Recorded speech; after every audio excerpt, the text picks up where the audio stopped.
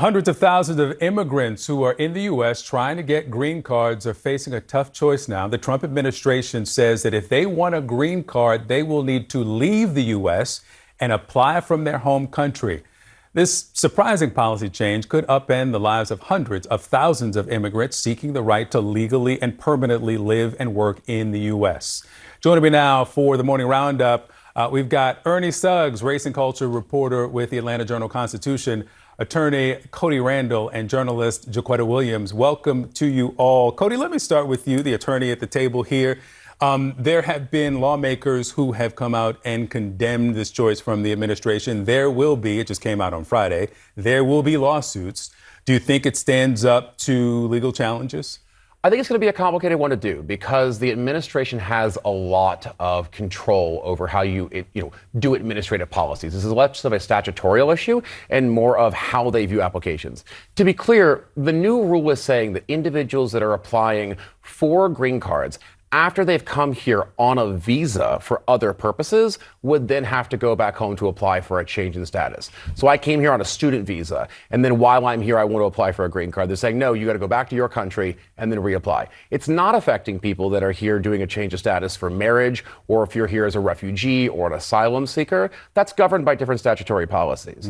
But the concept of used to be, when you did a change of status, you were looked at it in the most favorable light towards you of applying from here. And now they're using that as a negative inference. So they're asking people to go back and reapply. It's going to be challenged because it's changing the status quo and how things have been applied for 40 years.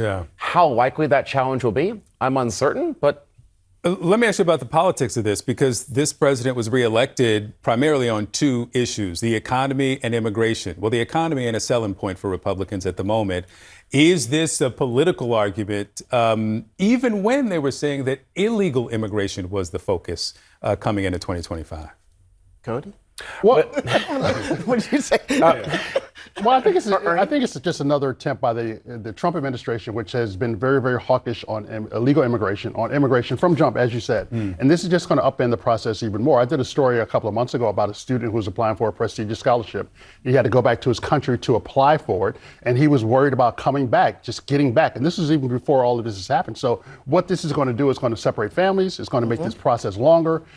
So I think aside from the political thing that's going on, there's also this kind of not terroristic, but there's also this kind of like terror going on where people who are in this country illegally, who are trying to do it the right way, are going to be forced to go back to their own country to try to reapply and try to start this process all over. But it is terroristic. It is designed to terrorize. I don't want to use that.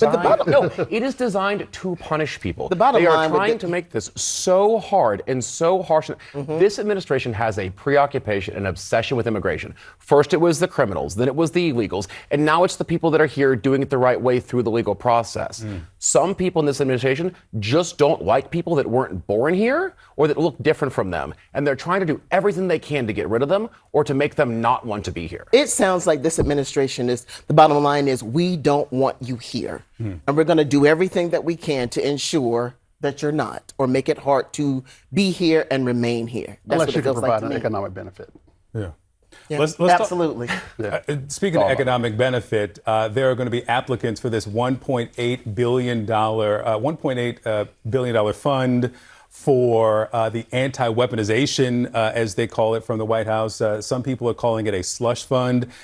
Republican senators, I want you to listen to Ted Cruz here of Texas, are seething over this proposal from the White House. Watch. There were fireworks at an epic level. And I got to say, it's one of the roughest meetings I've seen in my entire time in the Senate. There were a lot of Republican senators who were just pissed. Almost every Republican senator was there. So my guess is there are probably 45 senators in the room. At least half of them were blasting the Attorney General. People were, the entire meeting, they were screaming at the acting Attorney General. Yeah, this is Cruz talking about a meeting late in the week with Todd Blanche. We've seen Republicans, hold out or delay a vote or support or wince at a proposal and then eventually line up with the president. Is this different? I don't think it's different. I think that, on January 6th, those same senators stood on the House floor and the Senate floor and said, this is appalling and that we're not standing for this anymore. Then they turned around and they supported Trump. I think this right here is just another attempt by another act by the Republicans to act outrage. But I think at the end of the day, this is all going to go through. We're all going to be, next year or next month, we're going to be talking about this, and people are going to be getting, and if you had to ask whether it's anti-weaponization or a slush fund, it's a slush fund. And I think that this is where we are right now in this country. And I think the Republicans are talking that stuff now, but they're not going to do anything about it. If you have to ask if it's a slush fund, it's a slush fund. Yes. Like if the intents are not clear, then the intent is clear. I think this is different. I have a different view on this situation. Let's go. This, to me, seems like someone who's trying to put his ducks in a row. Like you're trying to get a bill so that you can have this $1.9 billion slush fund that you and your friends can control. And included in that is the promise that the IRS will never investigate you, your friends, your family, your businesses ever again. This seems like someone who's trying to make sure that at a certain point in the future, they have assets and protections from other things. I think these are the actions of a man who thinks he's not going to be in office much longer.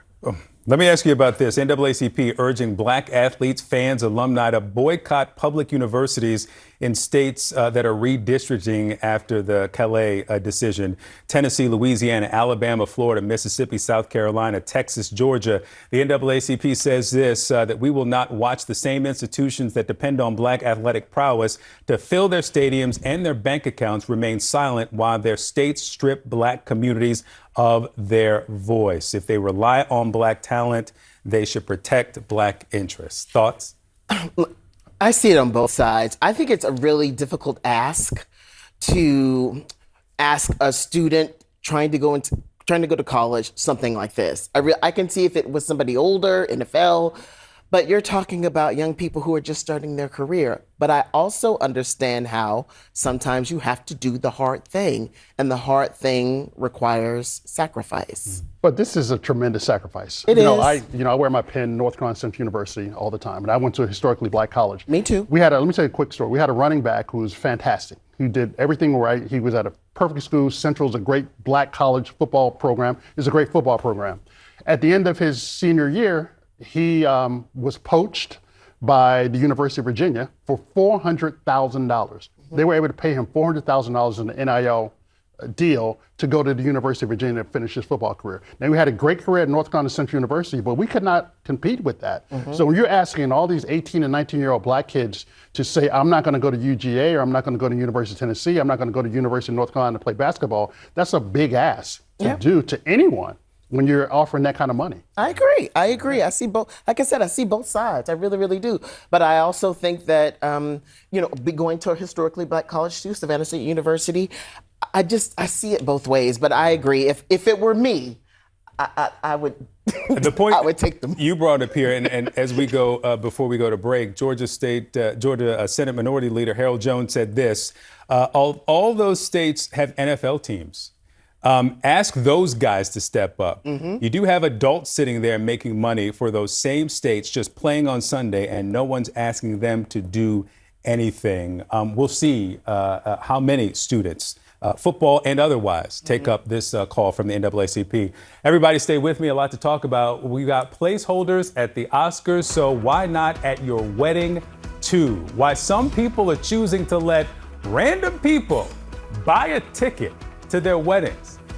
And if you are heading out, remember you can stream our show from anywhere in the U.S. right from the CNN app. You can also go to cnn.com/watch. Why